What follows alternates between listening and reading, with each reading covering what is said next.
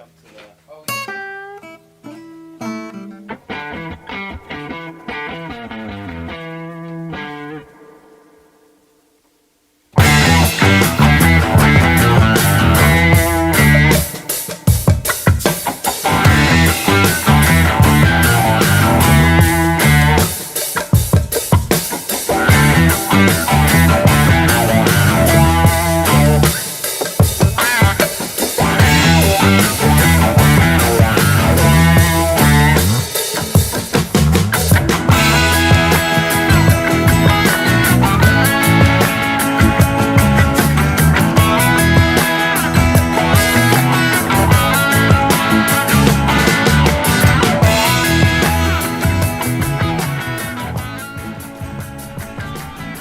Man, we just want to be free. We want to be free to ride our machines. We just want to be left alone. We want to party. We don't stay inside because of rain. We don't stay at home because it's cold. We don't even like to park our bikes. We ride. This is our biker's lifestyle.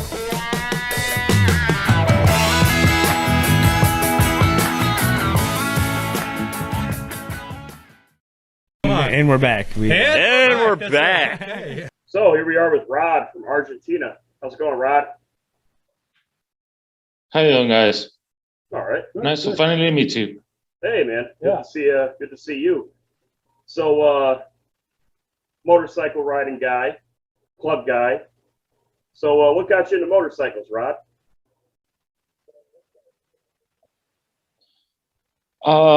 It was a flyer. It was back in 93. And I was walking an avenue. That particular avenue in my city have a lot of motorcycle shops and dealers too. And there were a flyer, motorcycle meeting, and the picture was a handful of riders in a hill, all right last. I don't know why that particular me. But 6 months after that, I got my first bike and I start and I love to travel. So I always traveled since a little kid with my parents, travel a lot too. So it was a perfect combination to travel, not spending too much, being on camping at the same time, all come together with that two wheels. What was the first bike you had? I got the first one, Honda BLX 600, a Shadow BLX 600. Harley, let me tell you, Harley here are way too much expensive. I mean, it's about 300 or 400% of the value than in the States. So if sometimes you want to do business, you can send me a couple of Harleys and, and we can do business. How much you looking to spend? Yeah, right? The problem here, because maybe, I don't know the prices right now, but back in 2010, 2008, you can get a nice Harley for about 7, 8, 10 grand over there. And here you can find a used one from 94, 95 for 27, a nice one only. I mean, it's not an 883. It's not a Road King or something. 27,000. I got a 94 Softail for sale. We'll sell it to you for half that. Yeah, half that. No shit. That price, I'll ship it to you. Yeah. I'll write it down personally. Right. Let me tell you, it's a good business. It's a good business. Oh, shit. Yeah, we got It's very good business. Man. No, go ahead. Man. So you're riding, are you still on the Honda Shadow now, or did you upgrade it, or? I got two now. I got a little one, Bajaj, which is from India. The same company that assembled the Royal Enfield. Oh, okay. But their own brand for, let's say, it's a 220 cc's. Very nice bike. I got already a lot of kilometers on it, and I have a Yamaha XJ Maxim 700. Oh, okay. Nice. Nice. Nice. A lot of people say that was the very first sport bike. Yeah, well, it have a lot of power. Let me tell you, that is 97 horsepower. So Nice. it's really, really nice bike. Yeah, not for you have to get used to it to make long trips with that, because a riding position is not that comfortable. But I mean, you do it fast. The only down point on that is you have to stop every 100 miles to refuel the gas tank. But after that, I mean, it's nice ride, and very, very powerful. Now, when you emailed me originally, you said that you used to live in Florida and you rode in a club in Florida. Yes, sir. In Miami, West Palm Beach, precisely. How long were you there? I've been in the club for about 6-7 years. Nice. That's cool. In fact, I mean that. Sorry, say it. We have a bit of a delay here, so we'll get through it. How many years were you in Miami area? I spent 3 years in Miami when I first get there to the state, and then moved a little bit north and to West Palm Beach, and I spent 7 years over there. So in total was 10 years. What brought you to the United States to begin with? Well, I always love the music, the way people look, how they were in by the series, you know, the TV, and the way they are. So I want to see it by myself. You know, the movies are a little bit different from reality series too. So the first chance I got to go on vacations, just grabbed my 15 days and went to Miami, and a little bit overextend that vacation, and I went to all the other states: Louisiana, Georgia, North and South Carolina. I spent all the 25 days riding a car over there, a rental, but I love the South. From that point on, that was 97 or 98. I said, when the new millennium start, I want to be here, just to live in here. So yeah, I mean, July 2000, I sold everything. I was, I don't know if yeah, I can say it's not a problem. I was a federal officer, like a federal agent here. So I quit, sell everything I got, and I moved. Right on, man. How I'm curious, how are the roads for riding in Argentina? How much? What do you I'm say? asking Say again. what the condition of the condition of the roads that you ride on. Okay, there's all the conditions you can imagine we have here. I mean, you have the highways, you have the dirt roads, back roads, highways that are not so good in any condition. There's a very long highway that's like your 66. We have the 40, and it goes extend for about 3,500 something kilometers from north to south in the country.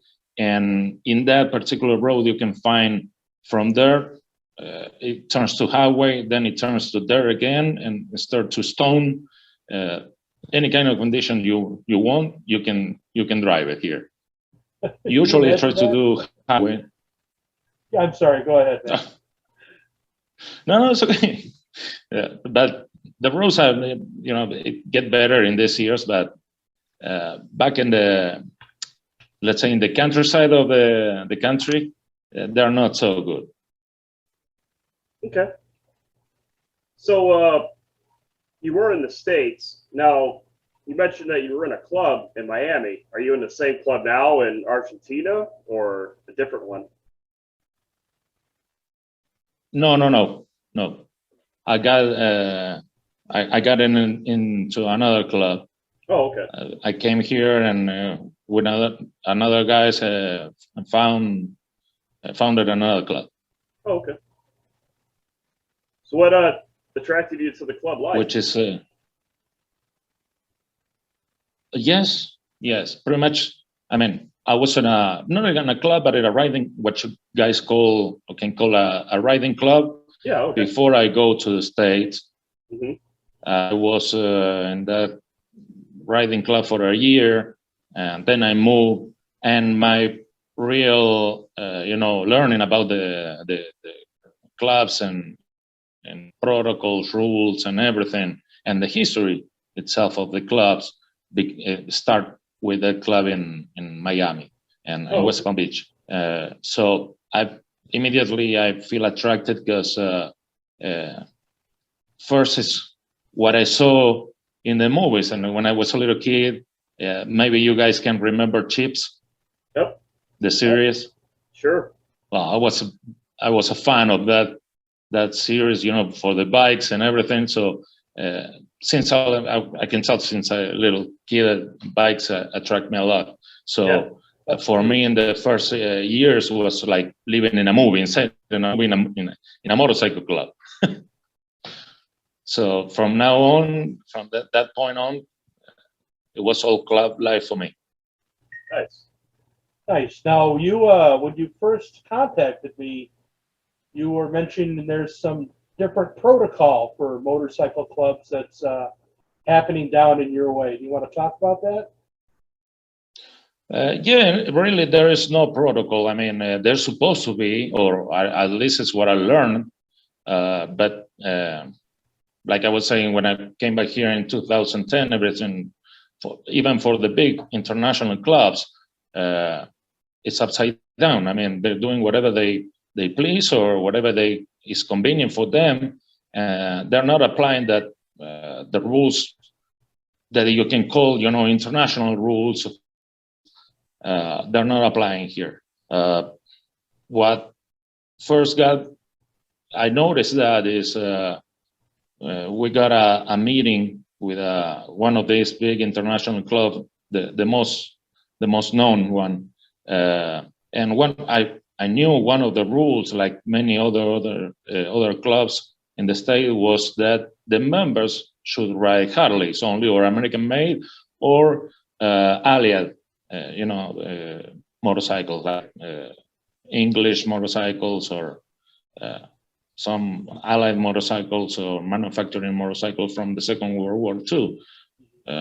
But when I get here to that, most of these members of the club was riding Japanese, which, I mean, like I said, Harley here is very, but I don't know exactly how this club, and I try to put myself in their shoes, but how you can manage that rule when the rule goes against the club itself, the survival of the club itself when it comes to this country, because not everybody, and certainly not ever, can spend $20,000, $2,700 in a Harley, even the big Japanese cruiser are very expensive here. We're talking about $10,000. $27,000 is a nice amount of money to spend to be, fair with the club. So I will write in Japanese and say, okay, what's on here? But I don't know how the club can manage that. I mean, their rule. So, and when I start paying more attention to every detail, how these guys move, what they do and they act. I mean, the protocols are okay, but their own rules are, they're breaking their own rules. They're breaking international rules and it wasn't only this club. It was there are two big international clubs here right now, and like I said, the other club is too, is a 1% or two. And some ex-members from another 1%er, they post in the, like, for example, in the social media, they're being kicked out in bad standings, and they just 2 or 3 months after that, you find that the fate of this guy that is being now from 1%er club being wearing loyalty to the new 1%er club after 3 or 4 months that is being kicked out.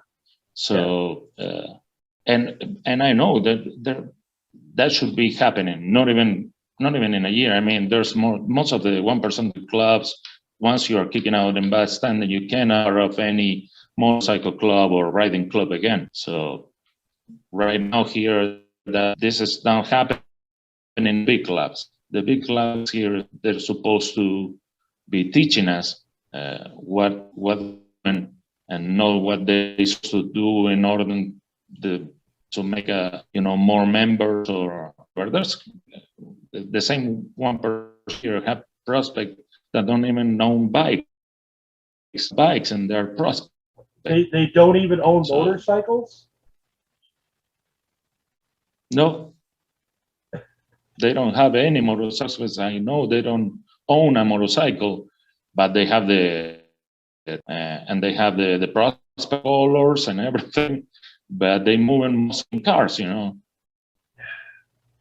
I got nothing. you hear about that stuff happening up here. I know it should sound unbelievable. Well, that's sad, because I mean, there should be, the States is for the rest of the motorcycle world always put a standard in this culture. So if that is happening there, that's one of the reasons that I started hearing your show in the first place, because I couldn't believe that was happening here. I mean, it's like I'm from the future warning you, hey, this is going to happen, because it's gonna end up happening. What is happening here is going to happen over there too at some point. Well, and it's a shame. Oh, it absolutely is. I mean, up here in the United States, like, well, you've been up here. It's different areas have different rules, and different clubs operate differently, and typically your big international type clubs, you need a bike. Absolutely, you need to know how to ride it. There's a bunch of different protocols and yada yada yada. But yeah, there are smaller clubs, and there are smaller, even nationwide clubs that will take a guy in if he doesn't even have a motorcycle, just to get that number, just to get that patch on his back, and what they share bikes. I mean, it has been known to happen. But usually your most respected clubs, they don't even do that shit. I hope not, but if this is happening back in the 90s, at least in this country, that we don't have, not everybody have at least internet or the websites to search or to find out what's going on, what it supposed to be, what it should be doing with the rules, and what is the protocol about this or about that. It could be understandable. Right. But now that everybody have internet or web in their phones, and the cell phones, and you have a computer at home or a laptop or a laptop, there's no way you can avoid pay attention to the rules, because if you are in doubt about something, you just go to Google, and that's it. You can Google it, and you find out what it's supposed to be. I mean, there's zillions of pages. Not all of them are, telling the truth. If you search for 3 or 4 pages and all saying the same thing, okay, take that information for granted. I mean, there's no excuse right now for, oh, I didn't know what to do, or I did this because I didn't know. You can open any cell phone, any Google, and you can easily know what's going on. So for a big club that is doing this, like, you know, taking prospects without bikes, or taking members that are being kicked out in bad standing, you can be, I don't know, in Mongolia, but if you open Google and you're interested in the protocol, you're gonna know right away what to do or not, what not to do. It's easy. Yeah. Well, I mean, back in the day, you know, before the time of the internet, there were certain clubs in just about every single area that would let you know exactly how you were expected to act and whatnot. And if you didn't follow those rules, you were dealt with in a certain way. But the fact that now everybody has a camera in their pocket and a video recorder, and there's cameras everywhere, it's kind of hard to do things the old-fashioned way. So, yeah, go on the website of your choice and watch a video or read an article on how to start a motorcycle club or how you should act in it. And there's no excuses for people showing their ass and fucking up. And I think we're in a more civilized world right now. That maybe there is no need to make things work like the old-fashioned way, or what they call old school down here. But there's a lot of people interested in how really can do things right. But since the big clubs are not guiding the little ones, they're more, you know, taking water to their farm, and not, you know, looking for the commonwealth of the whole motorcycle culture. They don't know exactly what to do, and they just in the internet, but there's a big club that telling you exactly the opposite of the internet beside you, and who you're gonna believe?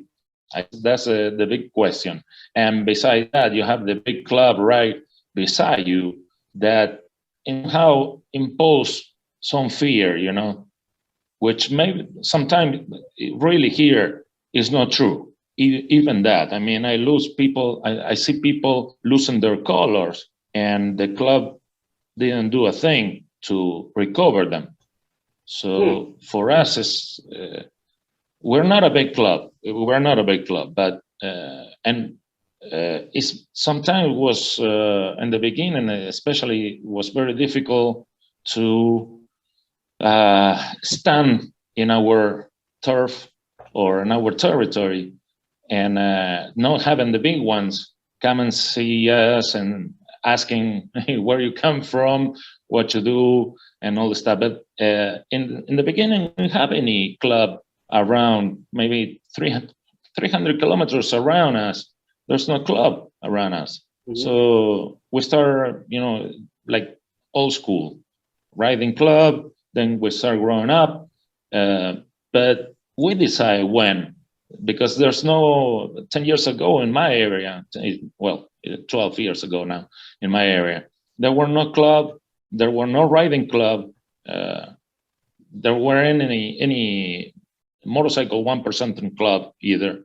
So basically we did what we did by ourselves. And since I knew a little bit about the culture, I tried to stay true to myself and do the things right. But right now, you know, you see riding clubs that start, you know, flying colors like motorcycle clubs in 2-3 months. And nobody's saying nothing because they became support of the big clubs. They call it, some club, one big club call it support here, and the other clubs call it family, which is the same thing. But it's some of it's the hypocrisy of this country too. You know, it's not support, it's family, which is the same. Just change the word so it doesn't look like the big old well-known club from the United States they call it support. So we're gonna call it family, and we separate ourselves from that big club. But it's the same. So what type of riding does the club do in Argentina? Do you guys go on long trips? Do you guys do over the weekend parties? Like, what's it like being in a club in Argentina? Well, that depends on which area are you living with the club. I'm not in the capital and not close to any capital. So I'm in a small town. We're the only club here. Like I said, it's still 250 kilometers around around us. There's no club but us. So lucky for us, we're in a touristic area. So we have a lot of things to do. You know, nice roads between mountains and lakes and everything. So we usually, when the time allowed us, for our regular jobs, we took the weekend, ride, make barbecues, all the stuff. But there's the life of the club changed very radically in a big city, because you have more clubs, you have more riding clubs. And right now, after the pandemic, I could say everybody became a little more, stationary. They don't go out too much. There were not even half of the party that we used to do. Not we as a club, but all the people, Right. My club especially is social, but it's not too social. We like to hang out by ourselves or with the family, and some other very few clubs that we meet, in midpoints. But that's all. But you need to have a social club life when you are in a capital or in a big city. And after the pandemic became like everybody's more on Facebook than in the party or than in the riding. I mean, I've been to events and runs that you're supposed to be with big clubs that are, based in the 7 kilometers away, and they never show up. So if you cannot ride 7 kilometers, why you have a club? Why you are in a club? So basically, around here, it became, after the pandemic, it became everything on the media. Everybody is on the social media. Not too much riding, not too much in the runs or in the events. And when they do go to the events, it's more for the pictures that, we've been here, and posted on Facebook and Instagram or whatever social media they are, than eventually, having fun at the party. And it's a photograph of our motorcycle club too, because we are not, especially in the media. I'm the one that tried to post more pictures, but that happened in the run about 3 weeks ago. I took only 3 pictures, and when I realized that I want to put it on the Facebook, I only had 3. But the problem was, we were talking with so many people, we were eating so much, and we were drinking so much and having fun that I personally forget about the pictures. Nobody remember, because I'm the more the guy that always took the pictures, tried to put it on the net or keep it as a record for us, a memory. But I forgot. So every time we go out, we try to, with people that we know we're gonna have a good time, and go to a run that we know that the people that gonna be there, we're gonna have a good time with that people. Because it's very weird around here that what happened after the pandemic. Everybody's trying to measure themselves in comparison with other problems are to arise 2 years ago. So what it used to be to go to an event now, you can find a lot of problems, start problems that just like you were saying in an episode, Sons of Anarchy, very bad impact here. I mean, make a lot of people sit on the bike, but in the wrong way, not in the good way. I mean, everybody now, any president of a small or a medium club right here thinks there is and I love, personally, I love the series because it's very, you know, it's not real, but it's have some point of realistic things on that. But all the drama keep you right there in front of the TV, because you know sometimes in the next episode somebody's gonna die that you didn't expect that person to die. You know, so we keep it. I saw all the series, but people here they think that is the usual way to do stuff, and it's not. Everybody thinks that it's Jack Taylor here. Any club president, you know, they try to they bought a bike, and they're Chinese bikes. Let's start from that. You're riding in a 250 cc, 150, and you dress like Jack Taylor. Come on, I personally saw a guy with a Sons of Anarchy vest waiting for the bus. I saw it. And I was in Buenos Aires, which is the capital of the country. Yep. And I saw that. I went by bus on that trip to visit my parents. And I saw that guy waiting on the bus. I want to smack him, to be honest, because you can be that fool. I mean, you saw the series. If you like the motorcycle, you know, culture, if you do a little research, you know what's gonna happen if someone see you with that vest in a bus stop. But here's the thing that I was telling you: nothing happened. Nothing happened because nobody wants to be the guy of the movie here. So, right. And it's part maybe for what you said. You know, everybody have on. You know, it's a little hard, but somebody do something about it. So now but nobody wants to be a guy to say something. You talk about Sons of Anarchy, so you're familiar with some of the American biker movies? Oh yeah. Do you have a favorite biker movie? Above the Law. With Charlie Sheen. With Martin Sheen. Charlie Sheen, no Martin Sheen. Charlie Sheen. Yep. Yeah.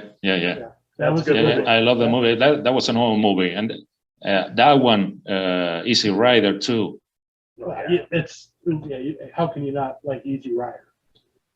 But I was watching. I was going to say I was watching one of the classic biker movies, Clint Eastwood, Every Which Way But Loose. Yeah. Right. You know, with the baddest motorcycle club we know, the Black Widows. That's right.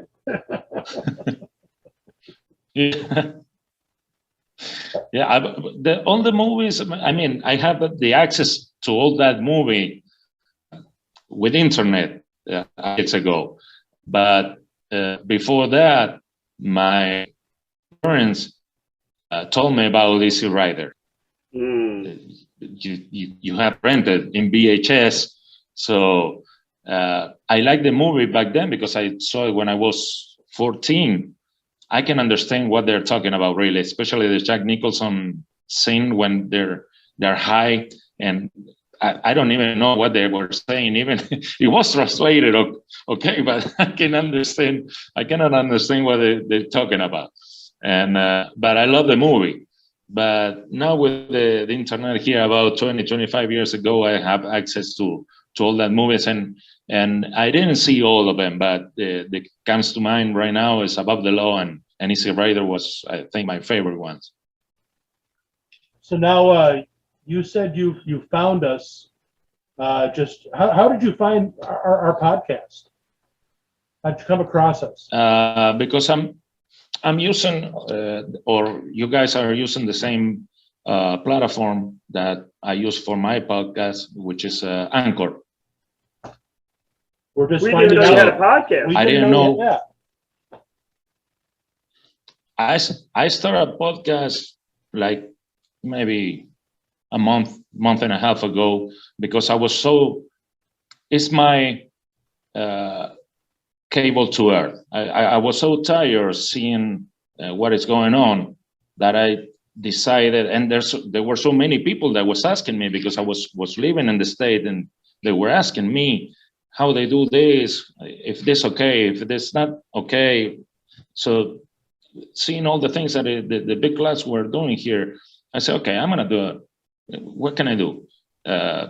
So I started doing the podcast, but I didn't know really how to do it. So I started looking for some other podcasts about motorcycles, and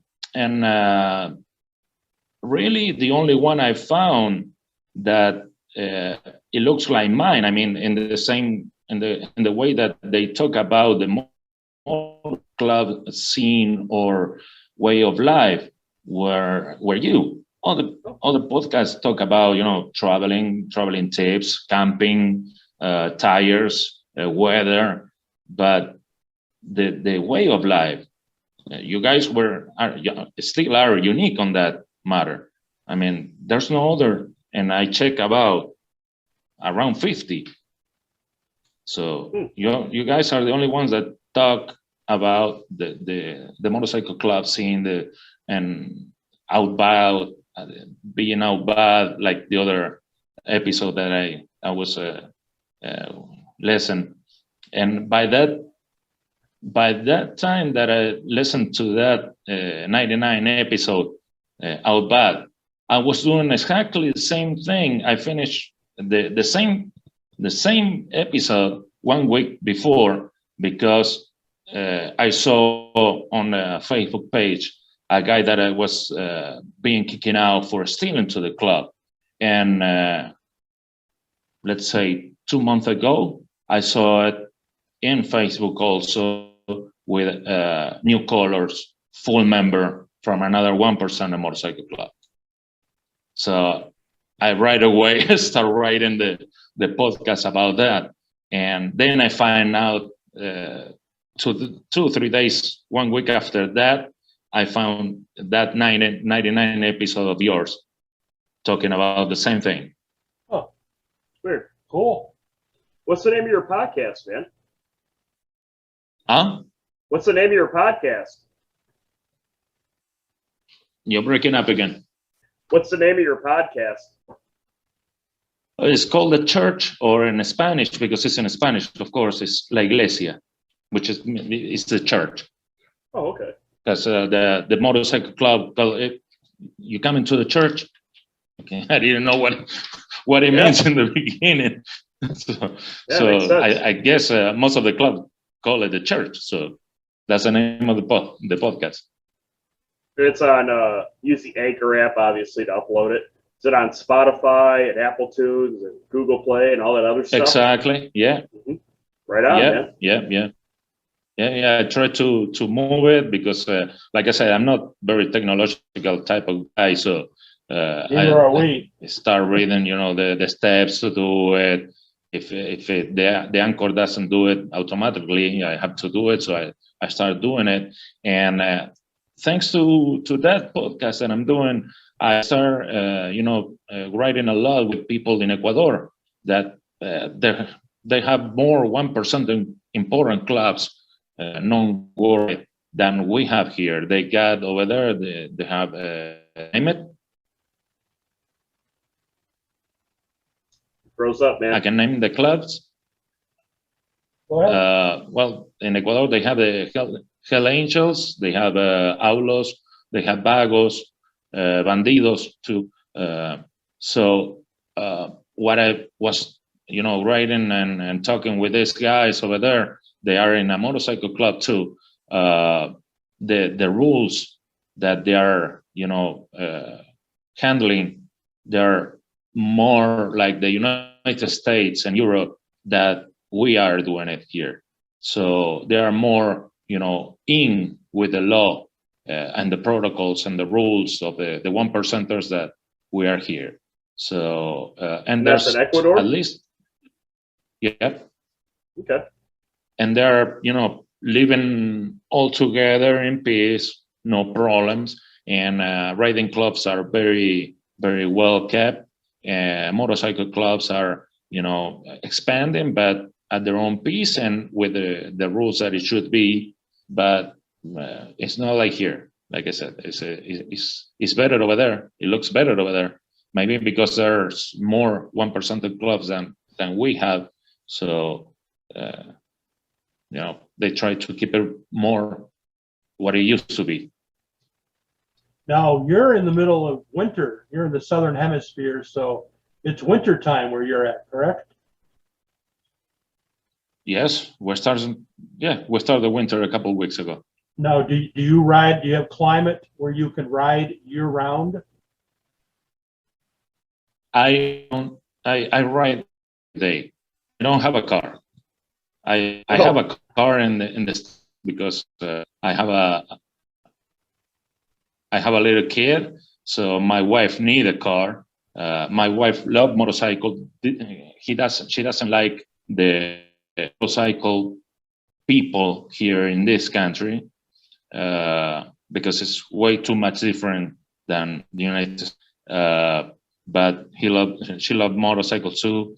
And funny thing is, I have my first bike over there, which was a Honda 2 750 when my kid was 1 year old. So I have no problem with my wife for doing that. So that's a big plus on her. Do you do any riding in Uruguay? And where? Uruguay? Am I saying right? Yes. Uruguay. Yes. Uruguay. Because it just so happens our very Yeah. first guest on this podcast was a friend of ours called Rico, and he's from Uruguay. Yeah. Like he's an immigrant from Uruguay. Small world. Yeah, and he just showed up. I remember. I thought it was Mexican. No. We No, thought he was that's Mexican Mijo. too, but we're white, so we, Yeah, he just Yeah. showed up at Okay, the clubhouse okay. one day for a beer, and we like, Yeah, hey man, you want to sit down on the podcast? yeah. I think it was like episode 2 or 3. Episode 2. Yeah, episode 2. Yeah, and he was talking about it. Yeah. I look for it. I will Yep. look for it. Yeah, I've been in Uruguay. I've been in Chile. I've been in Brazil. And that's about it with the bike, at least. Right. Like I said, I love to travel. Right. I was living in Ecuador when I was a kid with my parents, then moved back to Argentina. Then I live a little bit in Brazil a couple of months because I went on back and decided to stay. And that was a crazy time of my life because I was living in a house, then in another house, then in a friend's house, and moved like that every month. So I spent 6-7 months in Brazil. Then I had the chance to go to Dominican Republic and Haiti, and then United States too. I love to travel. I love to travel. But with the bike, only I've been in Chile, Uruguay, and Brazil. Back to Argentina from the United States. Back home. You're breaking. Sorry, you're breaking very bad. If I rode in the States.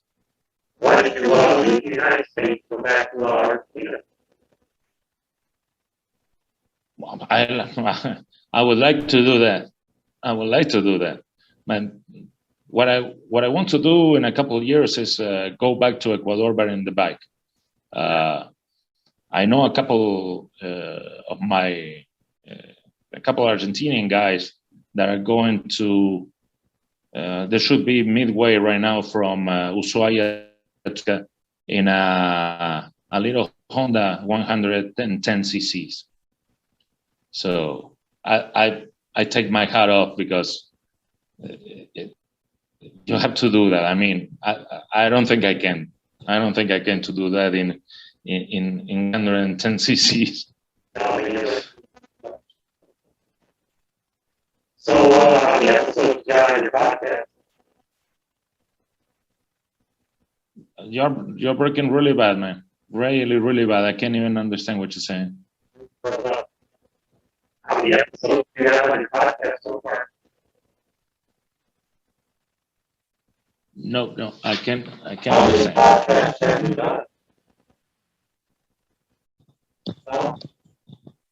No, it's like your microphone is acting weird. Yeah, I think our connection started to hit practice. You can breathe up. Yeah. Can you hear me now? Yeah, with a lot of echo. Yeah, well, let's wrap this up, man. We can hear you pretty fine. So just, you got any final words? No, really. Thanks for having me, and I hope not. This one is not gonna be the last time. So because I mean, I know you might have a lot of more questions. Me too. But due to the conditions of the communication, it's gonna be really hard to do it. Well, modern inconvenience. Well,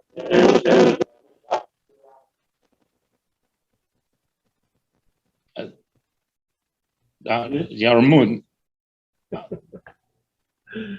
All right, man. Well, thank you very much for coming on the pod. No, right now. Okay, right now. Okay. You're Okay. good now. Okay. I don't know what happened, but I mean, maybe you're touched something several over there. thousand miles away. I mean, we got to expect it almost. You're on another continent. Yeah, I know. For crying out loud. Yeah. So it's been a pleasure having you on the podcast today.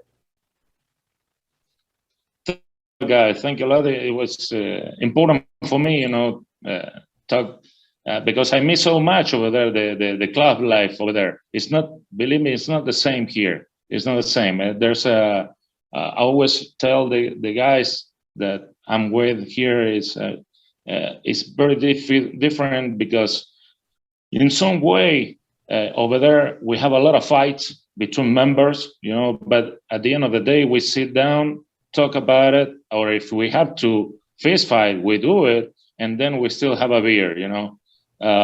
There weren't so much like crystal persons.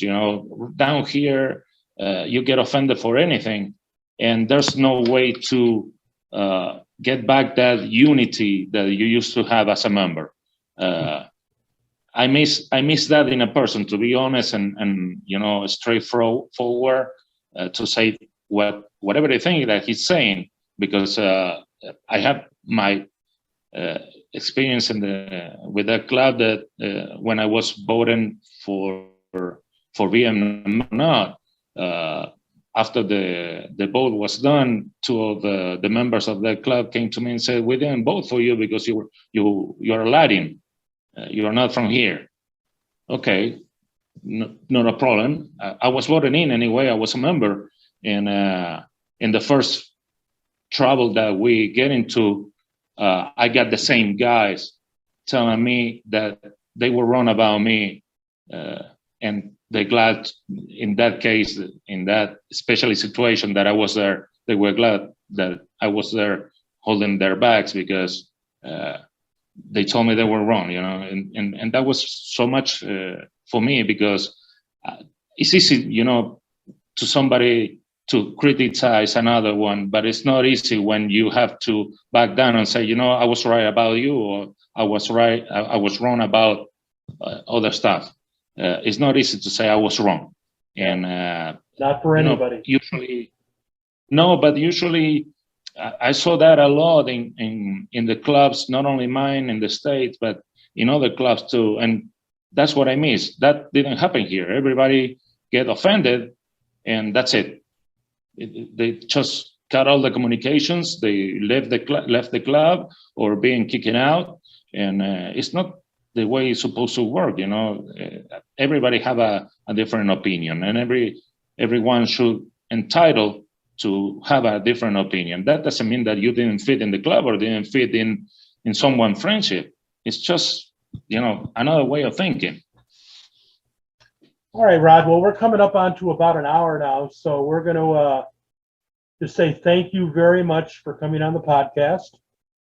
And let's stay in touch. And good luck with your podcast.